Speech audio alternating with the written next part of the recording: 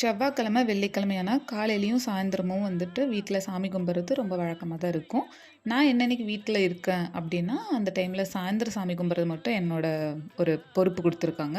Morning வந்து நம்ம தூங்கிட்டு இருப்போம். அதனால எந்திரிக்கிறது கொஞ்சம் கஷ்டம்.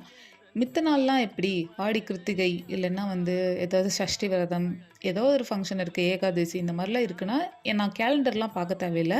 காலையில பார்த்தீங்கன்னா, மணி அடிக்கிற சவுண்ட் கொஞ்சம் பலமா கேட்கும். வீடே புகமூட்டமா இருக்கும். ஏன்னா, காலையில ஒரு 7 மணிக்குள்ள எங்க அம்மா வந்து சாமி கும்பிட ஆரம்பிச்சுருவாங்க.